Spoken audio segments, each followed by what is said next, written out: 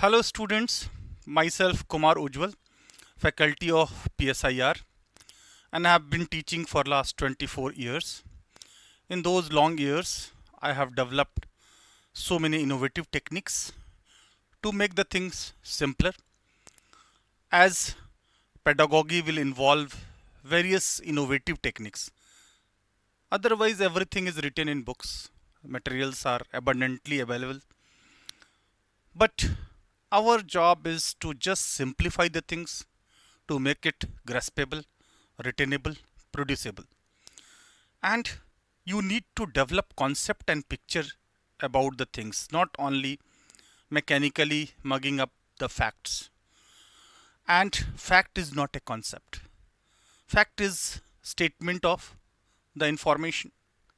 But concept is overall understanding that develops through thinking, that develops through practice, that develops through various innovative techniques. So I must be very specific as we are going to launch PSIR batch on 27th April 2026 at the platform of Shri IS Academy. So I would like to develop the things in classroom which I must reveal at the very onset. What will be the order of our studies and how it will be covered. First, in paper 1 of PSIR, UPSC Civil Services exam, you have political theory. And political theory is basically divided into four parts. Systematic knowledge theory involves systematic knowledge with both facts, that is what is, and philosophy, that is what should be. So both are required. That what is statement of reality and what should be is desirability.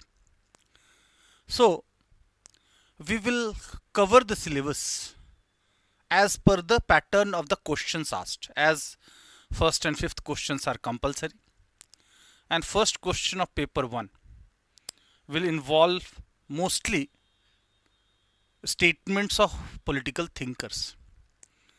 So mostly Western political thinkers. So first we will cover the static part of pol science, and there is 90% part of pol science which is static. In fact, in Indian government and politics, you have to add on only. Similarly, in India and world, foreign policies and diplomacy don't change overnight. You have to just add on and you have to update the things. And the things are so much interrelated. And once you develop and cover one portion, that platform of knowledge can be used to reach out the other portion. And with the passage of time, the things will become simpler. As in physics also it is said that dynamic friction is lesser than static friction. So to be very specific, first we will cover Western political thinkers. In that, organic thinkers like Plato and Aristotle first. Why they are called organic thinkers? Because for them, individual is the organ and state is the body. And individual or organ cannot exist. They cannot have separate interest. They cannot survive outside the body. So man is the social and political animal. Those who are not living within the state are either beast or god. That is statement of Aristotle. So in UPSC Civil Services exam, without any exception, every year you will find questions from Plato and Aristotle, because it is said you can be Platonic or anti-Platonic. You cannot be non-Platonic. Moreover, Plato is considered to be father of political philosophy, and Aristotle is called father of political science. So that will provide the base. As in any political studies, there are certain things which are common in every topic. You have to start with state, government, laws, justice, liberty, equality, rights, morality. rights and duties, you have to human nature, human condition. So these things will be common everywhere. And after Plato and Aristotle, that is organic thinkers, we will go to social contract individualism, that is mechanistic theory of a state. In that, there are three thinkers, namely Hobbes, Locke, and Rousseau. And Locke is considered to be father of classical liberalism, capitalism. And for them, state was not the body. State was formed by the contract among the rational individuals. Both civil society and state were formed. So for them, state is machine and machine is the means, individual is the end. So that is also called social contract individualism. So that will be in 17th and 18th century. As you know, European modernization started with Renaissance, 14th century onwards, and liberalism, capitalism was accompanied with such modernization. So after Plato and Aristotle, that is organic theory, we will go to mechanistic theory, in which we will study three thinkers, Hobbes, Locke, Rousseau. Then we will study father of positive liberalism, J.S. Mill of 19th century. So again, liberalism, capitalism had course correction in 19th century, from non-interventionist state to the state which will represent will of the people and welfare state in J.S. Mill. So after J.S. Mill, we'll study Karl Marx. Karl Marx, the 19th century socialist thinker, in fact revolutionary socialism or Marxism. He claimed that workers of the world must join hands to overthrow capitalism, as state was instrument of exploitation in the hands of minority capitalists against majority workers. So we have to study Marx as a thinker. Then we have to study Marxism as an ideology. Then we have to apply Marxist theory of international relation as well. So in pol science, the things are so much interrelated. The same thing are being repeated in a different language in different places. For example, you have to study Gandhi as a thinker. You have to study Gandhism as a political ideology. And you have to also study role of Gandhi in Indian national movement. So things are integrated, then it will become one and same. The things are being repeated in syllabus. So after that, we will also study Machiavelli, the first modern thinker whose back was towards medieval age, front was towards modern age, child of Renaissance also. He wrote the book The Prince, Do's and Don'ts. So the realist thinker, he used the word nation state for the first time. As you know, nation is a modern concept, state is old concept. So after Machiavelli, we will also study the neo-Marxist Gramsci. With that, we will also study other neo-Marxists, Horkheimer, Adorno, Habermas, then Althusser. So all those will be covered simultaneously.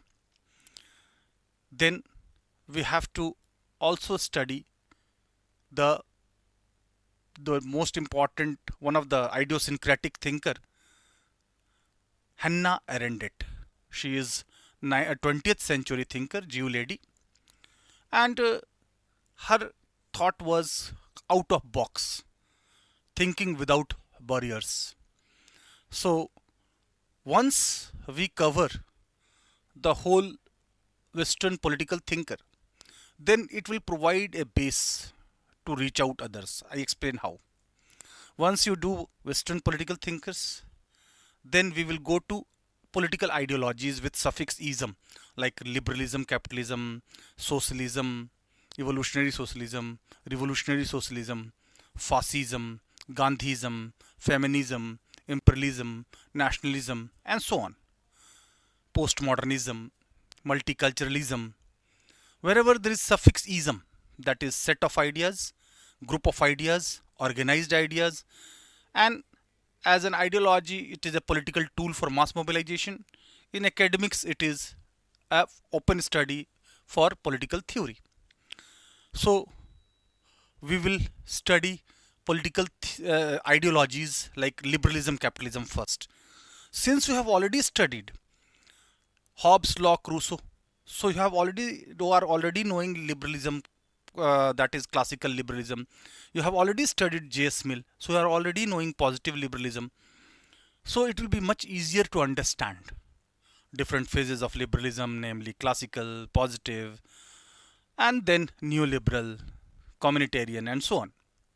Similarly, when we study socialism, you have already studied Karl Marx and Gramsci, so it will be far more easier to understand. And we have to study not in a superficial manner. Let me clarify. In pol science, you have to study by referring to historical facts. It's not philosophy that you have to only discuss about what should be and desirability. There are recorded historical facts, and based on that, you have to contextualize the things. That will make the things simpler. So, whether it's liberalism, whether it's socialism, whether it's fascism, you have to always picturize. Yeah, for example, you have to study fascism. Then you have to picturize the interwar period, the consequences of First World War, the aggressive nationalism, the violent nationalism. So once you go for cause and effect analysis, the things will become simpler, simpler, and simpler. So that platform of knowledge, because once there is ideology, there is suffix ism, then it has to be seen as set of ideas, it has to be seen as science of ideas, it has to be seen as legitimation, means cementing force. Ideology based groups are more cohesive, more cemented. Then ideology is also used for legitimacy, that we consider Gandhism is the best, America considered liberalism, capitalism is the best, or Soviet Union was considering Leninism was the best. So for legitimacy, for group unity, for mass mobilization, for as political science as academic discipline with critical studies. So ideology we have to study in different forms, like social movement, like program of action, like counter to another ideology, like the ideology communalism is inversely proportional to secularism. So in that way, some ideologies are diagonally opposite. Some ideologies have some common things, like evolutionary socialism and revolutionary socialism. There are so many things common, particularly their goals. So there are similarities and dissimilarities, and with comparative study, the things will become simpler. Perspective study is also required, because the very in last couple of years, you will see feminist perspective of a state, for example. So their perspective, overall understanding of feminism will be helping you in writing the answer. Then after ideologies, we will go to political theories. Theory is systematic knowledge with both what is and what should be. What is fact, science, and what should be is philosophy. So theory involves both. That is fact plus desirability. That is, political theory in simple language can be said to involve both political science and political philosophy. So political theories of state, since you have already studied Plato and Aristotle, so now organic theory of a state you can easily understand. Classical theory of a state, liberal theory of a state, socialist theory of a state you can easily understand. Liberal theory of liberty, equality, justice, rights, duties, democracy, sovereignty, everything you can easily understand, because you have already studied the thinker part, the ideologies part, and ideologies don't emerge randomly. There is always historical context. So I always say that all science is such interdisciplinary subject that it covers world history, it covers Indian national movement, it covers India's engagement with the rest of the world, it covers international relation, it covers ideology. They are all integrated. You have to sync the things. And once you sync the things, you will find that it is nothing. Very simple. Moreover, after covering political theories, we will go to approach. Approach is although written as first topic of syllabus, but we will cover it at fourth order for the reason that the the questions of UPSC we have to go accordingly. So first traditional approach, that is mostly normative, value laden till Second World War 1945, and after that there was an attempt to make political studies fully scientific, fully empirical, fully factual, just like physical science, that is called behavioral approach from 1945 to 1969. But after failure of America in Vietnam War, there was change in approach in America. Post behavioral approach, re-establishing values, re-establishing theories. So traditional approach, behavioral approach, post behavioral approach. And behavioral approach is contemporary after Second World War. It is American contribution. So you will find various subtopics of behavioralism like system theory, decision making theory, cybernetic model. Then you will have to study structural functional model, which is quite helpful in understanding comparative politics, communication model, political sociology, political culture, political economy. These interdisciplinary branches, they have developed from behavioralism. And once you study behavioralism, then you have to apply the same in both section B of paper 1 and section A of paper 2. How it comes, I tell you. Once you finish section A of paper 1, then you go to Indian government and politics. Now, the theories that you have studied, the ideologies that you have studied, now you have to apply in Indian context. For example, Indian national movement, Indian nationalism versus British imperialism. Indian national movement, so that was in Gramscian terms, was basically clash of ideas between British imperialism versus Indian nationalism. So again, it is quite easier to understand various phases of Indian national movement. That too is covered in general studies, because political science covers every component of general studies barring few topics of science and technology and few topics of geography. Otherwise it is all pervasive. Everywhere it will cover GS, it will cover essay, it will be there in interview.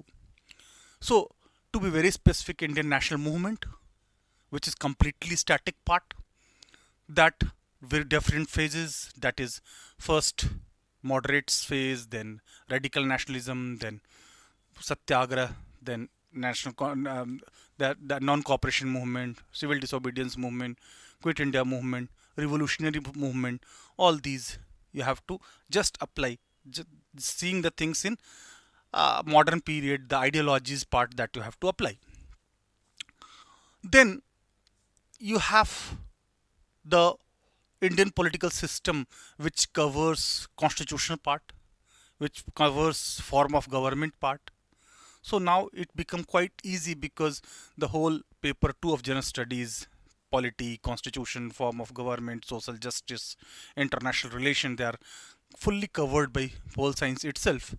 And in Indian context, you have to apply this making of constitution, constitutionalism in India, constitution at work, how it has worked over the period of time.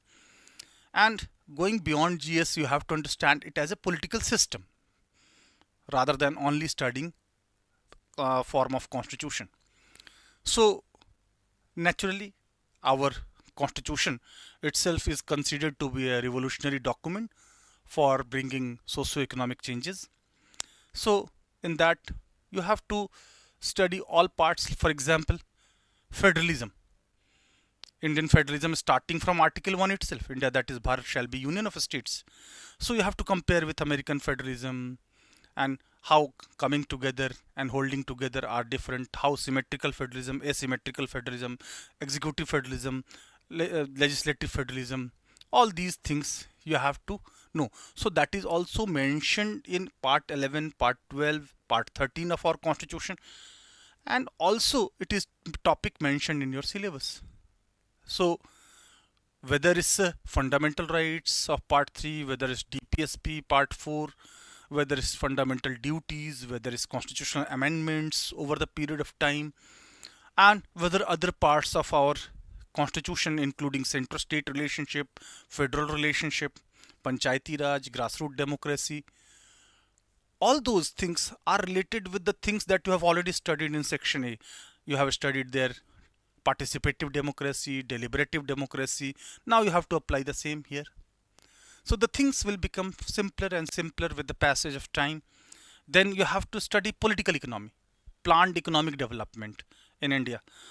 So after independence, we had planning commission, and then we have Niti Aayog, we have political economy part. Political economy you have already studied in behavioralism. So planned economic development starting from 1950 and 1991 reforms and second generation reforms, and now 21st century globalization. All these things you have to study, and general studies also in pol science as a political economy, because economy affects polity, polity affects economy. They are interdisciplinary. Many students ask that planning and planned economic development should be why it is in GS, because in every political issue there are contestations. For example, development. Some will say Gandhian development, some will say Western model of development, some say capitalist model of development, some will say socialist model of development, some will advocate mixed model of development. So wherever there are different stakeholders, there are different interests, there are different ideas, there are different ideologies, there are contestations, and there is need for resolving those contests, and politics is all about contestations and resolution. So one side of the politics is conflict or contestation, another is cooperation. So you have to study political economy. Again, you have to study political sociology. For example, casteism is political sociology, communalism, regionalism, they are all part of political sociology. Pressure groups, social movement, so they are part of political sociology, because pressure groups or even political parties or the social movements, they are impacting polity, they are impacting political system, and vice versa. Similarly, political culture you have to study. So what you have studied in behavioralism you are applying in Indian government and politics. The same you have to apply in paper 2, international relation paper 2. First is comparative politics. You have to compare the first world, second world, and third world. Political party here, here state, here state, here state. You have to study the forms of constitution, and you have already studied structural functional model of Ullmann and Powell in paper 1 behavioralism, so it will become simpler. Again, political sociology, political culture, political economy of first world, second world, third world. So it will become quite easier along with key concepts of international relation, like national interest, like balance of power, like collective security, like collective defense, like national power, national interests, along with the theories like games theory, like system theory, like realist theory, like neo-realist theory, like decision making model that you have already studied in behavioralism. So it will become quite simpler, because contemporary comparative politics of paper 2 is contemporary comparative politics. Otherwise, father of comparative politics is Aristotle. So the whole section A of paper 2 is static, whether it's all the developments that you see from modernization, whether you see Renaissance, Reformation, you have seen Glorious Revolution 1688, Industrial Revolution 1750 onwards, American Revolution 1776 onwards, French Revolution 1789, then 19th century welfarism and democracy adopted by capitalism. All these things are chronologically recorded, they are historically recorded. So that will cover world history also, IR also, behavioralism also, and its impact on India, that is Indian national movement also. So the things will become quite interrelated, and they become quite interdisciplinary. So whether it's till First World War, Woodrow Wilson's 14-point program and League of Nations for international governance, or whether it's United Nations after Second World War for international governance, whether it's Cold War, non-alignment movement, all those things will bipolar Cold War till 1991, New World Order after 1991. They're all duly recorded. They are part of world history. They are part of international relations. They are part of behavioralism.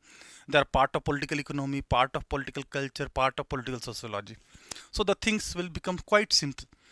Moreover, whatever you have studied theories of international relation in paper 2 section A, you have to apply in India and world section B. And ultimately in India and world, you have to study India's engagement with the rest of the world in bilateral framework, in regional framework, in multilateral framework. So Indian foreign policy, you have studied determinants of foreign policy. Now you have to apply determinants of Indian foreign policy. You have studied continuity and changes in foreign policy. Now you have to apply continuity and changes in Indian foreign policy over the period of time. So how we move towards realism and pragmatism, how there are changes after 91, how after changes after in 21st century, what are the new challenges like a strategic autonomy, like multi-vector, multi-alignment. So Modi Jaishankar doctrine. So all those things in India and world, you have you have the luxury of updating the things for general studies. That will be enough, because you need not to put an extra effort for updating those things. So in this way we will cover the whole syllabus, and once you move, then you will find that things are scattered, repeated, but they are one and same. I have repeatedly said that interdisciplinary approach will sync everything and will shrink the syllabus, and it will become so simple. But the most important thing, not only knowledge. Many times you have enough knowledge, you have ample information, you have concepts also, but you lack in answer writing. So in that case, you will not be getting marks. So answer writing is very strategic. If it is saying comment, you cannot elucidate. If it is saying illustrate, you have to give examples. If it says evaluate, you have to give both positives and negative. If it is saying critically evaluate, then you have to be very critical. You have to, if you are saying that analyze, then you have to break. So strictly do what question is asking. You are writing answer, not essay. So be specific. You have to adhere word limit, time limit. You must have command over language, simple, not ornamental language, not flowery language, simple language, to the point, word limit, time limit, proportion of the primary demand, secondary demand, all those things if you fulfill, and that will not be coming only by saying. I insist that you write one answer daily. That is not from question bank. Whatever will be taught in the class, in the same class, based on that there will be innovative questions given in that class. The purpose of giving innovative question is also to understand the things in a different language and with interdisciplinary approach. For example, it has not been asked so far directly by UPSC, but I asked the question and give the question in classroom, that in 19th century liberalism, capitalism adopted democracy on one hand and welfarism on the other to protect it from the onslaught of Marxism. So this question is not a watertight only Marxism, only liberalism, capitalism, only world history, only international relation, only developments of modern time period. They are all inclusive. So such type of question will help you in making the things at one place, correlating the things at one place, picturizing and correlating the things at one place. So whether it's answer writing, whether it's the right approach, whether it's practice, whether it's picturization, it's not that just reading and writing is not enough. If you read and write only, you will not be getting success, to be very harsh. Study does not mean only reading and writing. It involves picturization. It involves thinking. It involves contextualization. It involves correlation. It involves some innovative techniques, simplifying techniques like mnemonics, correlations, because you have to present the things in a clinical manner, in a time-bound manner in exam. That will determine your success. So success, recipe of success is not only reading and writing and labor and only that. smart labor, and the smart labor will have all these components.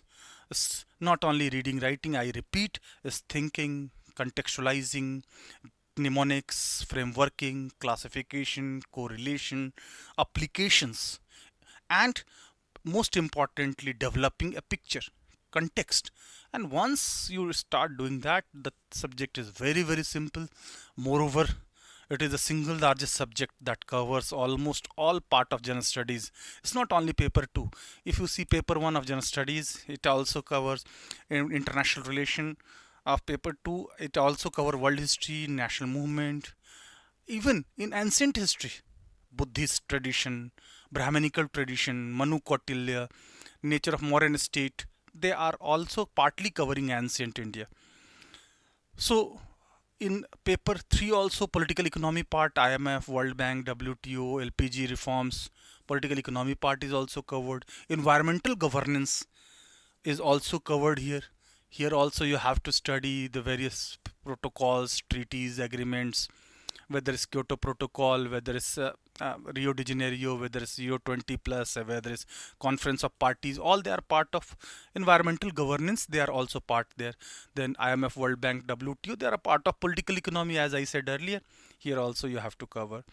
So it also covers a substantial part of ethics, because for Aristotle, all political questions are ethical questions and vice versa. So whether it's Plato, whether it's Aristotle, whether it's Hegel, whether it's Karl Marx, whether it's Abraham Lincoln, they have been already asked, whether it's Gandhi's seven sins, whether it's Rawls' theory of justice. These questions have already been asked and repeatedly asked in ethics, whether it's Immanuel Kant. So in ethics also it covers. In essay last couple of years you will be seeing so many statements directly from political thinkers are there in your paper. And in interview also you need not to say that most of the questions are relating with political economy. So it is all comprehensive, and once if political science is strong, your other portions cannot be weak. So last but not the least, you must have perseverance, you must have regularity in the class, and do write the answer one daily. That will be holding key for your success. And every innovative technique that I have developed over the period of time will be at your disposal to make the things simple and graspable and retainable. So that's it for today. Thank you. I welcome you all on 27th April 2026 for PSIR batch. Thank you.